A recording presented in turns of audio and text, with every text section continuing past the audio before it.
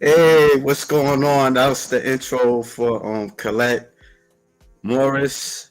Yeah, she was performing and I just kind of put that together a little bit. I had to change the sound because, I don't want the copyright stuff, but it sounded nice. But I didn't, but I just had to. I'm not sure that, YouTube gonna give me some copyright stuff. So I just kind of slowed it down or echoed it a little bit. But you looked really great. You know, yeah. What show was that? Yeah, thank you. That was actually for the Western Michigan show here in Michigan. That one was in Grand Rapids, and that was 6 weeks before Nationals, which was December 13th. So that was kind of my like show to get the nerves out before Nationals and just do everything once and then have the opportunity to perfect it before we got on the big stage. Oh, okay. What was that your first competition? That was my second competition. And then when Oh, I went to nationals this year, that was my first national show and my third competition ever. was you kind of like nervous on your first one? A little bit. Yes, I mean when you're on stage, it's the adrenaline's there. But I think I don't know. I want to say I was more nervous for my second one than my first one because I had already done it once and I it had been a while since I had been on stage, but for my first one, I was more so just really excited. Being on stage is not something that I am unfamiliar with. I am in a band as well, so I'm very used to being in front of people and performing. And I'm a talker. I have done presentations like being in front of people doesn't intimidate me too much. So I wasn't like nervous in that aspect. I just didn't want to fall on my face at all. And I don't have heels or anything. I didn't want to like fall during my routine. And I remember thinking that the first time and well, anytime I've gotten on stage. Yeah, but you looked nice. Yeah, so you're in women's physique division. I'm gonna ask you another question. How did you get started in bodybuilding? Yeah, so I kind of like I used to have a boyfriend that competed in bodybuilding, and he kind of like opened me up to it. I had never been to a show before that, and I kind of saw what it was about. And the first show I ever went to, I was like, "This is awesome!" And I've been lifting. I'm 24 now. I've had a gym membership. I got my first one when I was 14, so I've been in the gym for like 10 years now, and um, I've never done anything with it. Like I'd never done powerlifting, I'd never done CrossFit, I've never done bodybuilding. So I was like, now that, I'm not in any sports, I'm not doing like I graduated college, I didn't have anything really to focus on other than my business, right? I was like, I let's just try it out. And I remember my brother too, he had said to me, he was like, I feel like you're doing yourself a disservice not to do it at least once and see what how it goes for you. Like because I'd been in the gym so long and I have the muscle maturity, I had the build up, right? It just took some fine tuning on some things and then the challenge of the actual prep and then I ended up just loving it. I've never been a stranger to hard work or like doing something for the long haul to get the results later, right? And not feeding into the instant gratification. So that kind of got me introduced to it for the first time, but then I went on my own to explore what I really liked about it most and hiring a coach and I was did a whole like off season with my coach for like a year before we even looked at show dates and just made sure I was in a good position with it too. So kind of stumbled upon it and now I just love it. I don't know. I like having something to work towards. Yeah, I noticed it seemed like it's an addiction for people, like just doing it, the sport. It's not it's an expensive hobby, but people Yeah. just be addictive to it. I can't do it because I've worked out. I do exercise. I have done exercise. Well, I still do exercises, but I never really like bodybuild or anything like that. I've hit the gym, once in a while, like once in the blue moon in this lifetime, but not like that. I Right. yeah, I mostly done like calisthenics. Yeah, but like me doing bodybuilding, And especially like with you women, it's like it's really expensive because you gotta do your hair and makeup and all this stuff. And what made you just like want to go for competing? So my thing right now, and to be honest, like I don't know what my longevity in the sport looks like because I am 100% natural and I plan on staying that way. So for me, like what's driving me right now is I want to win my pro card naturally. I think that'd be really cool. I took third at nationals, one spot away from my pro card. I know both the girls that were ahead of me like were enhanced, which that's fine. That's what the sport is, right? But I was very close being natural, and that's my goal, and I think I can do it. And I'm gonna compete again here in May.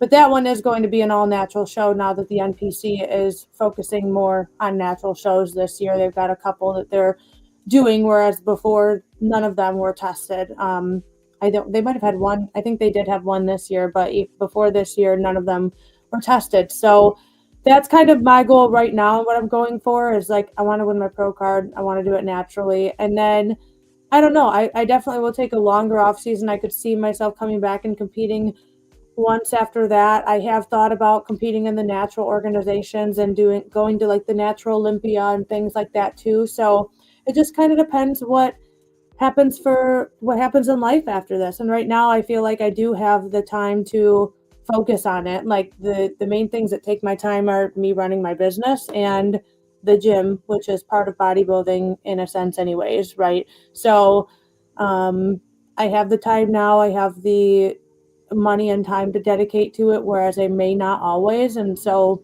I know that I can go for it now and see what I can do. And I'd kick myself in the butt if I didn't really try and give it my all. So yeah, that's my goal right now. Real quick though, I want to say, because you said that the bodybuilding is addicting in some sense. I told this to like everyone after my last show. I was like, you like bodybuilding is a tease because you put in all that work and you get like 2 to 3 minutes on stage and then you're like, oh man, I want to do it again. Like that's the most fun part about all of it is show day and showing it off. And it goes so fast. So it's like that's what's addicting about it. You're like, man, I gotta do this again to get on stage again and have these moments. And it's truly like just the emotion and feeling you get when you're on there and you know the work you put in is unmatched to anything I've ever felt before too. So that's what makes it so addicting, right?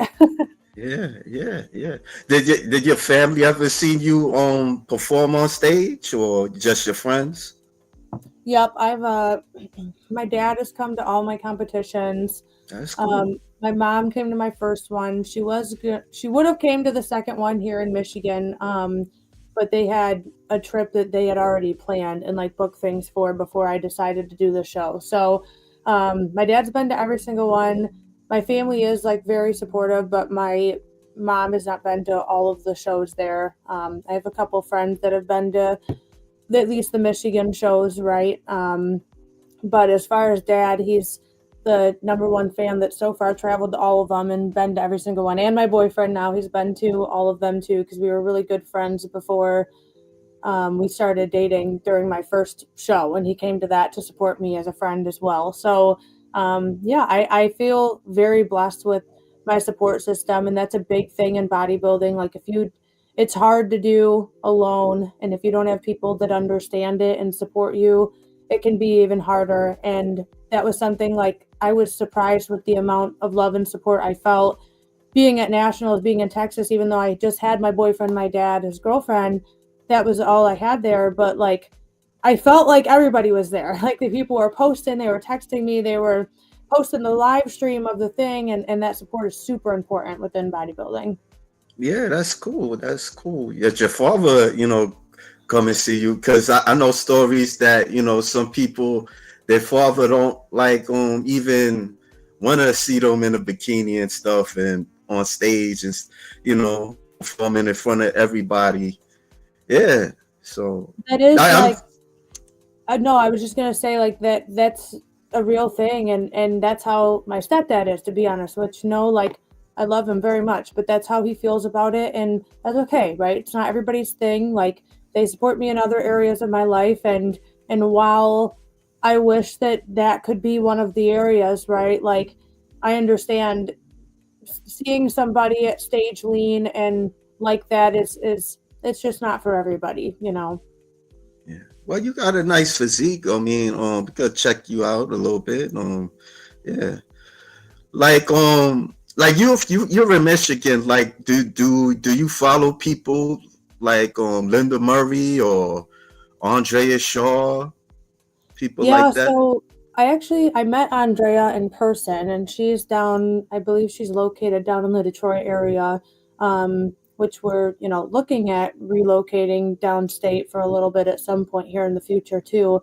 But yeah, I met Andrea before. She's a huge inspiration and just one of the nicest people ever. But Linda, I'm not familiar with her, at least by the name. Sometimes I'm better with faces and just and Instagram names. Honestly, like I'll be like, I only know them by their Instagram name because that's where I always see stuff. But yeah, there's not a huge bodybuilding community in Michigan. Like we obviously have Andrea Miss Olympia, but other than that, like it's not. This isn't a huge state for it, if that makes sense. Yeah, I mean it's bodybuilding. It's not like it's like a minor sport, if I could say that. It was at one point. It used to be on TV. Like in the 80s, 90s. Like if you Google it, go on YouTube, you'll see like competitions and stuff like that. Bodybuilders being interviewed, people like Corey Everson, Rachel McLish. I don't want to bore you with the names, but it had gained some popularity, but then somewhere down the line, I think because the use of steroids kind of turned people off, and Mhm. at certain point the competitors, they started kind of looking a bit too masculine for the Right. general public. So I guess they didn't show it no more on TV. So yeah, but it Hmm. used to be on TV. Yeah, but Yeah, like that's easy to think not. about. Like I think they should bring it back, and it is just hard. You know, it's hard. Like I think as a general population, we have like a misconception with even what like pro athletes and that are enhanced and on steroids and what we grow up seeing and thinking, right? And that's, you know, part of what drove me to do this as well is I wanted people to see what is possible naturally, right? Like it took a long time. I've been in the gym for a long time, but this physique is 100% attainable naturally if you work hard for it. And one of my like biggest inspirations too within like just the whole world of health and fitness is Dana Lynn Bailey, and I think she's a good example for that too. But yeah, it's funny you mention that because yeah, I've never seen any bodybuilding on TV, and that'd be awesome. Like, Well, you're still learning. I mean, like, I'm still learning too. I used to like get the magazines and look at the women and stuff like that, or start drawing them, and yeah, but like for me to understand it, I had to like talk with people, you know. So absolutely. that's yeah. So yeah, so like during your training, like what's the training like in terms of like preparing for a show? Hmm. Do you mean like the actual prep or like just my training structure in general? It could be prep, the gym. Let's start off with prep. Like, how are you? Like in these competitions, how were you like in prep?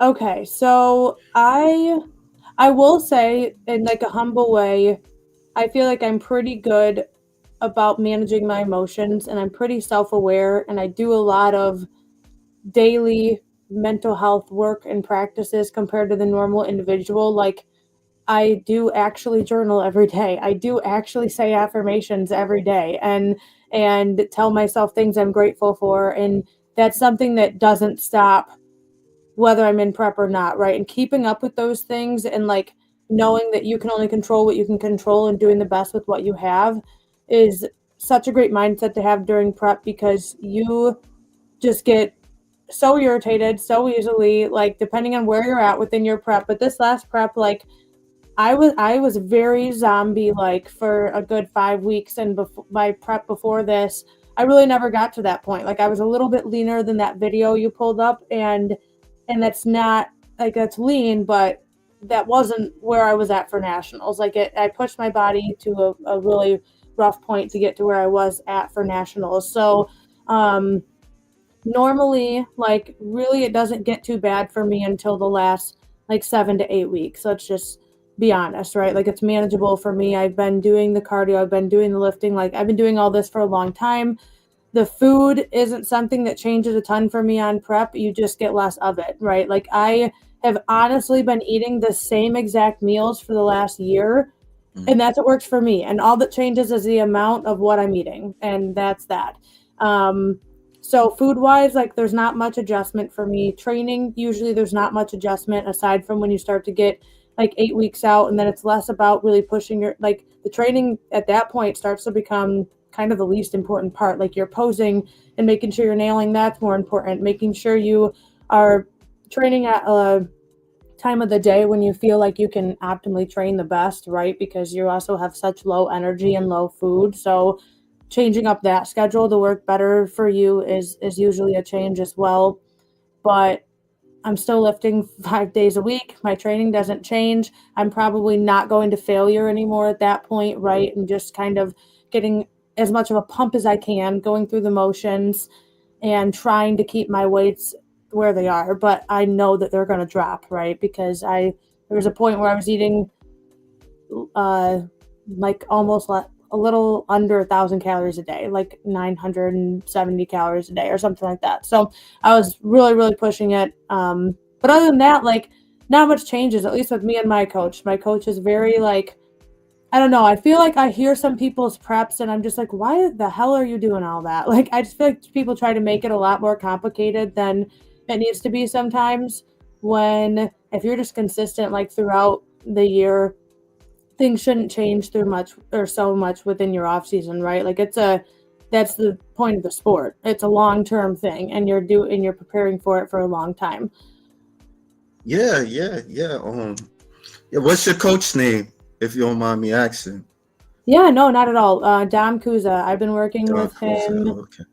since 2021. So yeah, about three years now. Oh, did he suggest that you do women's physique, or that's something that you wanted to do? Yeah, when I first came to him, I was like, "Hey, I know that I want to compete in the future, but I don't know what that looks like. Like, I didn't know anything about it." And he walked me through the different. I thought like because I didn't know anything about it, I was like, I'm going to be a figure competitor, and he was like, honestly, like I think you have a little too much muscle mass for figure. I think you do really well in physique.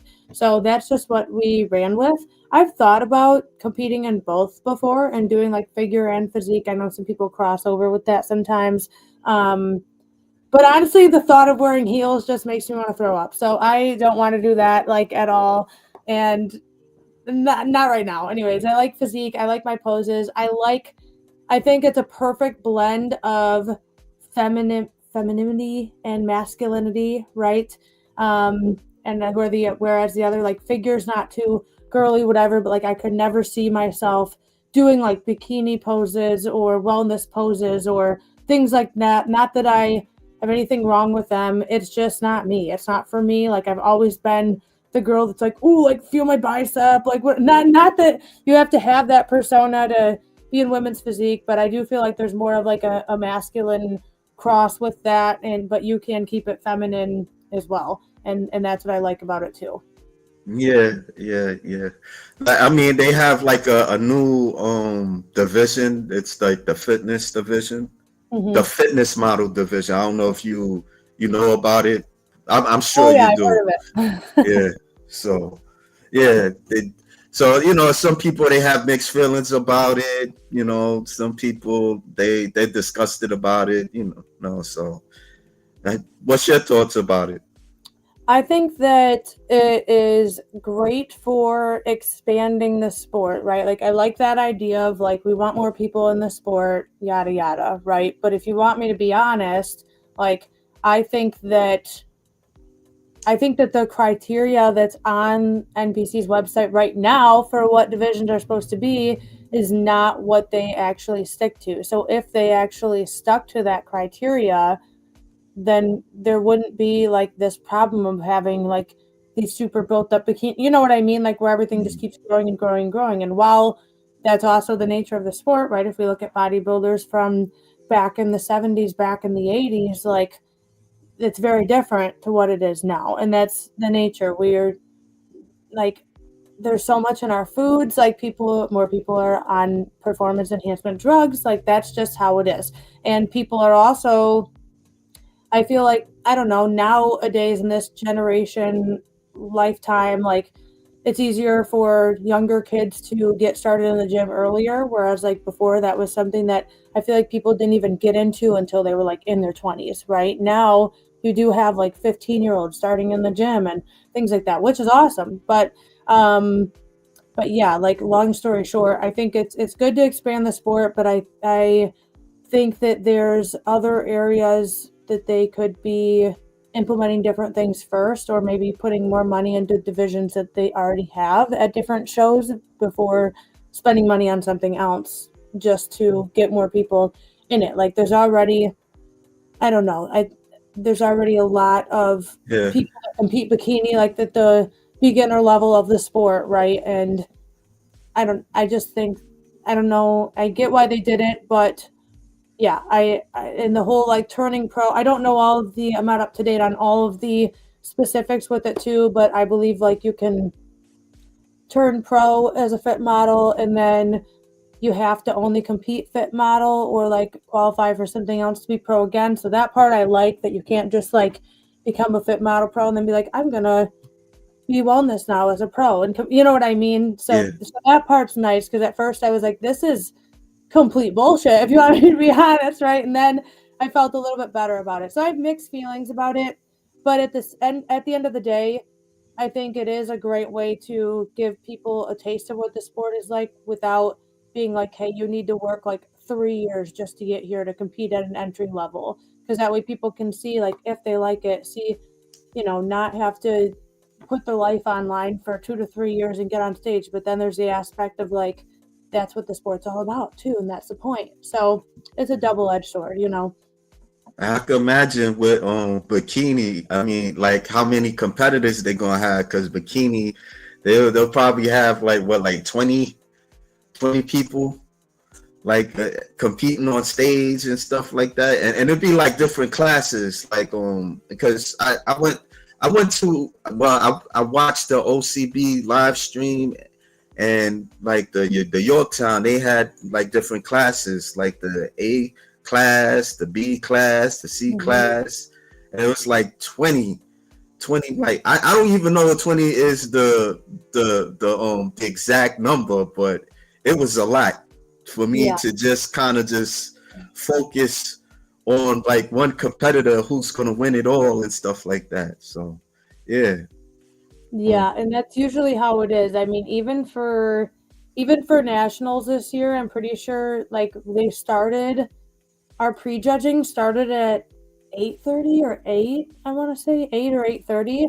Right. And I think they said that like bikini wasn't done, like bikini went from like 11 to like 2:30, like the whole show. Bikini took longer than the whole rest of the other part of the show. You know what I mean? Like, so there are a ton of bikini competitors. Usually that is the biggest division at any show.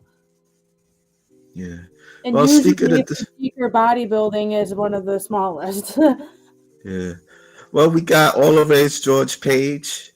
Yeah, this is somebody you could talk about the fitness model division tomorrow with him and stuff. Yeah. I went to the New York Pro last year, and they I was there late, and I came like a time when the men were performing, and after the men, they were like the bikini division. And so when the bikini division, it was time for them to perform, like majority of the audience left. Like it wasn't even, and it, it was like, wow, I'm actually seeing that, because people, because I would hear that, people, they want to see bikini, and and that may not be the case. Everybody's not too crazy about it. That's what I'm trying to say. Yeah. So Yeah, I think that, it's like definitely become known that that takes the longest and that there's the most competitors there. So yeah, if somebody like is okay, like for example, physique, bodybuilding and physique usually starts off the show. Not for every show, but in every show I've been a part of so far, we've started the show. Bodybuilding and then physique, then figure, wellness, bikini is usually the order that they'll go in.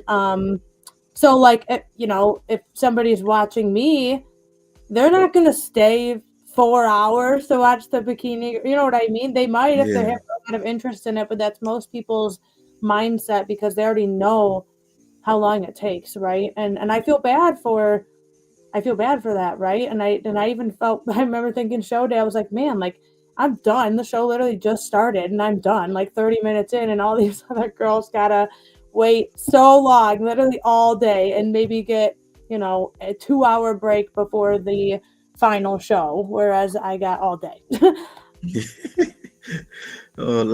he says last year at the universe they had over 600 bikini girls. That's so Uh, wild. Oh. yeah, yeah. So so when did you, like, when you working out, like when did you notice that you was gaining muscle? If I could ask you that question. Yeah, so I first got into the gym when I was 14, like I said, and I was big into sports anyways. Like in high school, I wrestled, I ran track and cross country. I did POMs for 1 year, so that was my other sport that I did too. But those were, and I pole vaulted in track. So for pole vaulting and wrestling, I always had the mindset of like I need to have a strong upper body. And I remember like when we used to go to the gym when I was in high school, I used to just do like as many pull-ups as possible to start off my workout, and like that's how I started my workout, and then I would go do something else. So um the upper body, and genetically, I have great genetics for muscle mass, especially like in the upper body. Like my mom is very broad shouldered. Like my mom doesn't even work out and she could like pick me up with one arm. I swear to God, like she is so Yeah, strong. So that is where I come from too, genetically. And I feel like it did not take me long at all. I felt like I looked muscular before I even started hitting the gym, to be honest. yeah, And what made me start going to the gym was actually being bullied like in junior high and high school. And I remember people saying that to me. Like they would tell me like linebacker shoulders, like you look like a dude, whatever.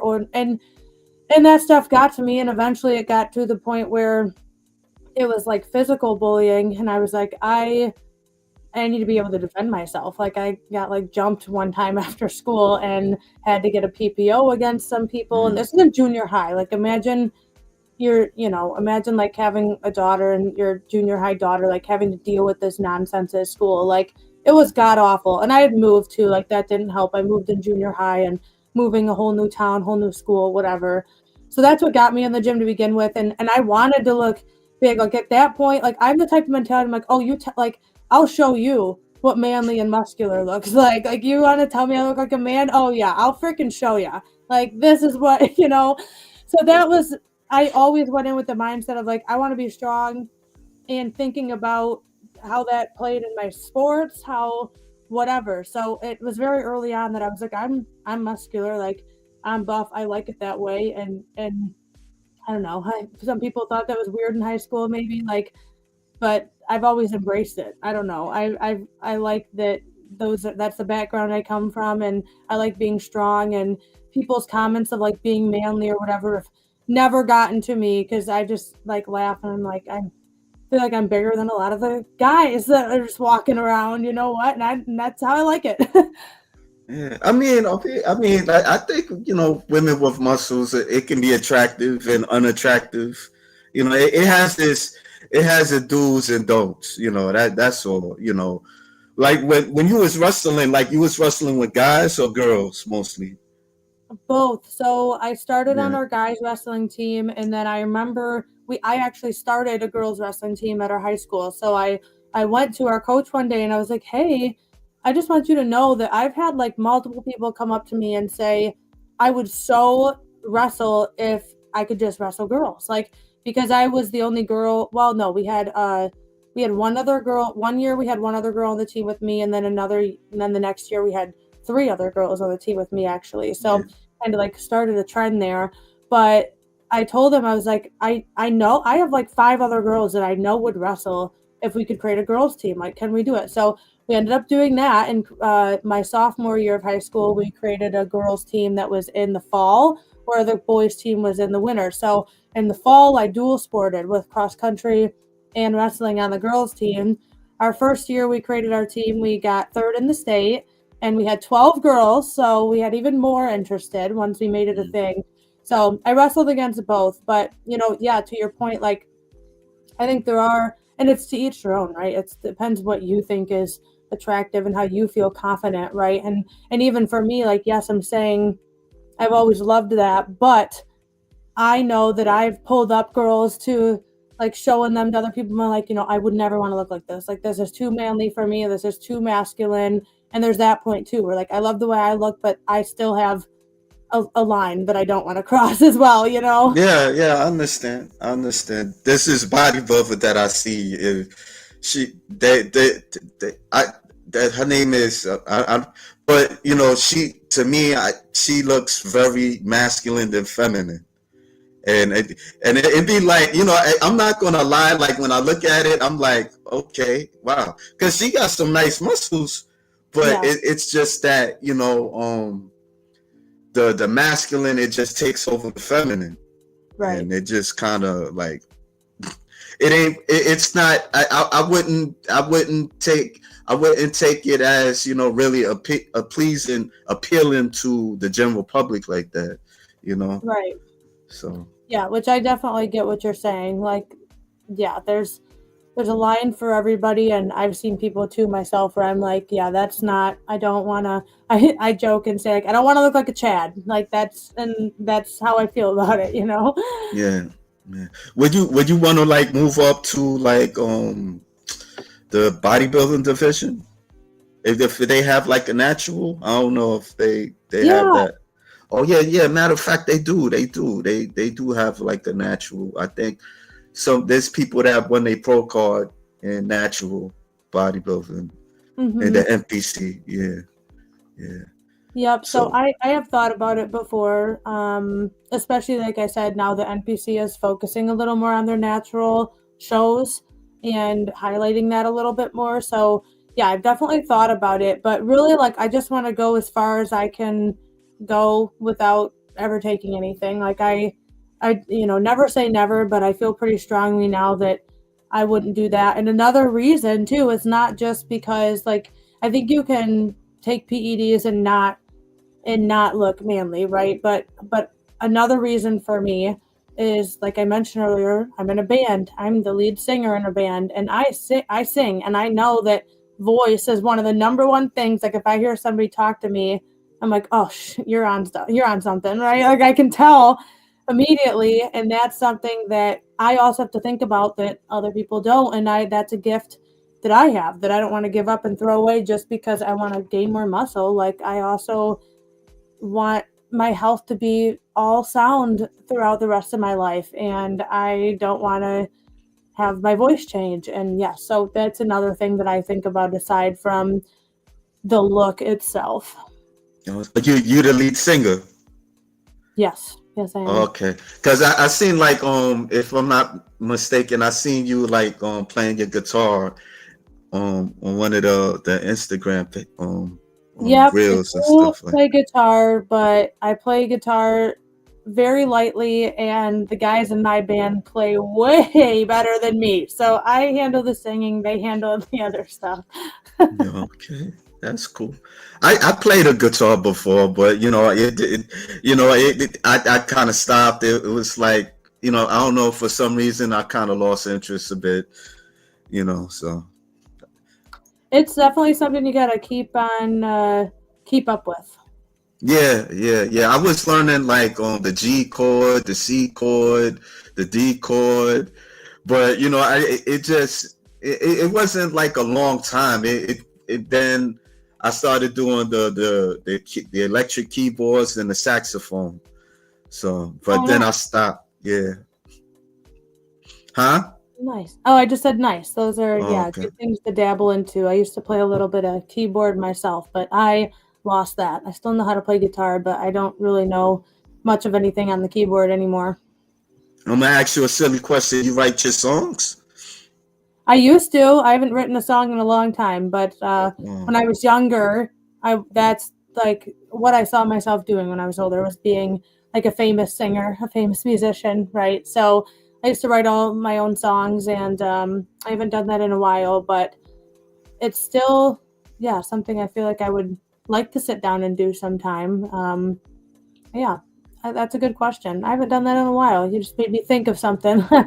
yeah. So you like perform like in clubs and all that stuff Yeah, we do a with your lot of band? like golf clubs, bars, private events like Christmas parties and things like that. Yeah. Oh, the people like if the people really like the music I Yeah, don't know. we play classic rock, country, mainly classic rock, but it's what we play is like a little mix of like everything. So usually Oh, people okay. really like it because it's like stuff that'll get you up and moving, and most times like almost everybody in the room is probably gonna know the song, you know. Yeah, okay. Okay. That's Yeah, cool. Yeah. I hope you keep got it. Yeah, definitely. thanks. Oh, good morning. Hey, Boss Deep. And yeah, Schmo Gang and George had a comment. High school was last year for you. It was another whole millennia for me. And then okay. And then he says also, sad how children act now towards someone who was different. Yeah, kids gonna be kids. I got picked on. People used to call me Steve Urkel. I had the glasses and stuff, and then high school, became a truant and all that stuff, and it just I'm still finding myself at times. So, you know, but it's like a learning process too. Just kind of finding who you are as a person, if it Absolutely. makes sense. Yeah.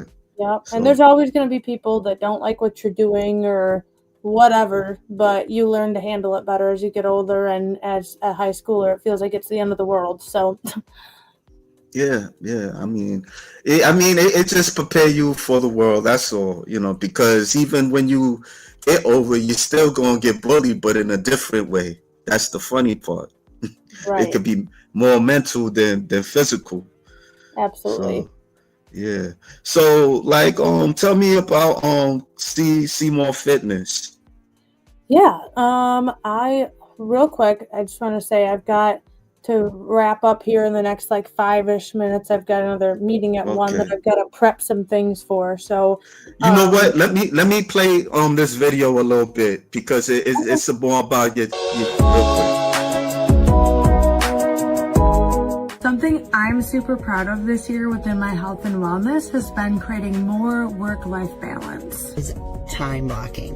Time blocking has allowed me to minimize stress and optimize production. Adapting my life and then my nutrition and my gym routine to welcoming a new baby and being a family of 4. This year I invested into a coach and I have really taken it seriously. I have put the time, the effort, the work, and I am truly proud of myself because this is the first time that I can recall in a very long time that I am very confident and happy in my own skin again. And as a mom, that means a lot. Yeah, I had to play that. I had to play that for the intro of now you could, say what you got to say about Seymour Fitness. Yeah, so Seymour Fitness is my business. I've had Seymour Fitness since 2020. And it started with just me coaching people on the side. I actually started this while I was finishing up my master's degree in college. And now it's expanded to a team of 4. We have me and one other girl, Chelsea, who does the one-on-one coaching. So we directly have one-on-one clients that we're working with, personalizing plans for, etc.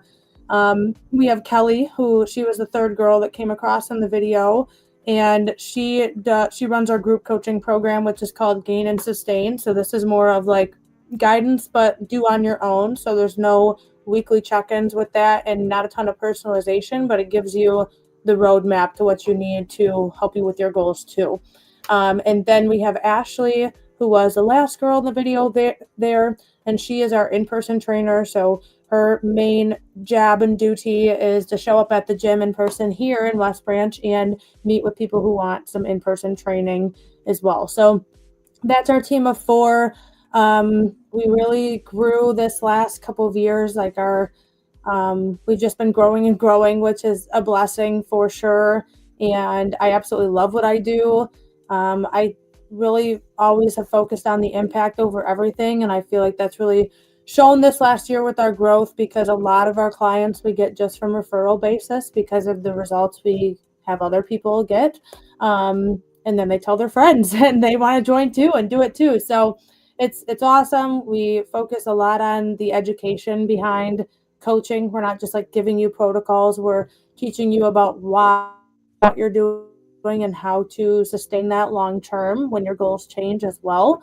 So yeah, that's a little bit more about Seymour Fitness. Was there anything specific that you wanted me to talk about, or like business owner wise, or anything else? Mostly like clients and stuff like that. Like you could talk about like success stories that you because I think you was coaching somebody. I don't know if like this person right here, or she just. She is our assistant coach. So she was the second girl in the video, Chelsea. So she's one of our other coaches. We've put one competition client on stage so far, and that was in July of this year.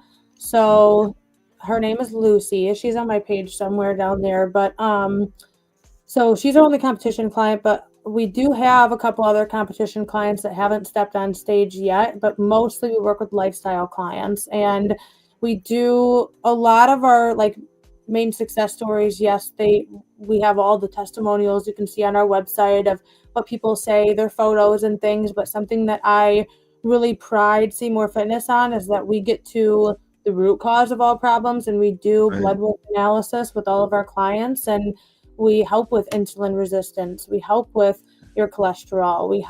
I've had somebody reverse their diabetes or type 2 diabetes, like with getting their A1C levels back down.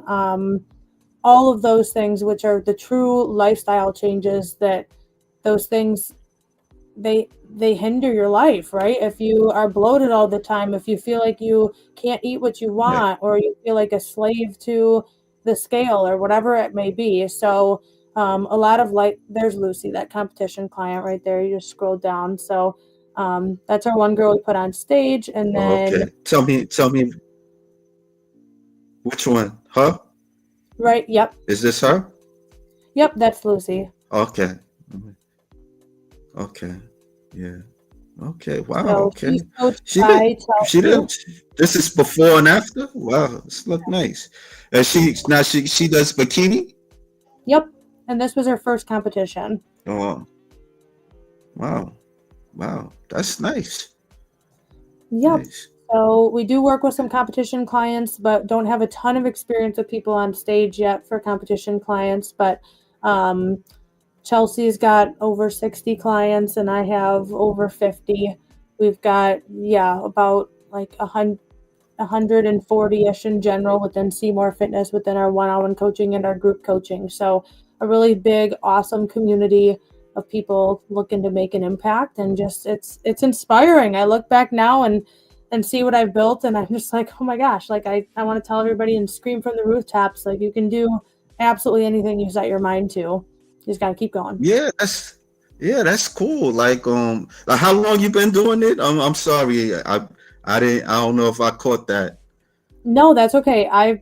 We've had Seymour Fitness since 2020, but before then, I worked at a gym in person for a couple of years. So I have been Okay. training clients since like 2018 as of right now, but 2020 with Seymour Fitness. So in July of 2025, it'll be 5 years that we've had Okay. Seymour Fitness. Right. I mean, it seems like it's your passion, your true passion of helping people. You know, Absolutely. I'm gonna read Always. this.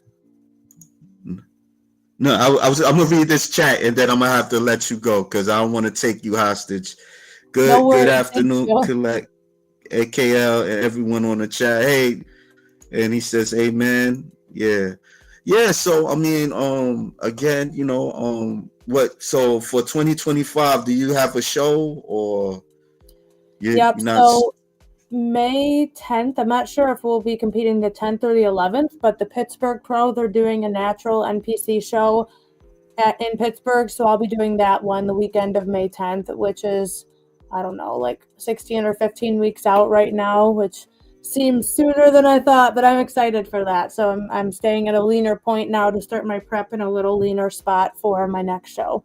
Yeah, well, best of luck. Hope you do well. Hope you get your pro card. Yeah, Thank you yeah, so much.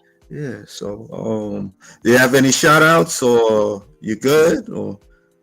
I don't know. Shout out to everybody that's here supporting me. I haven't done one of these in a while, so I didn't have a speech prepared or anything, but No, my kids I just asked. all I and just asked. everyone here, everyone that follows me and here allows me to do what I love every day. So thank you for watching. Thank you for being here. And my DMs are always open. If anybody has any questions on anything, I'm happy to help. And yeah, just thank you all. Yeah, and thank you for giving me the opportunity to talk with you. Thank you for inviting me. I appreciate it. All right, folks, we're gonna wrap it up with the outro. So, thanks for tuning in.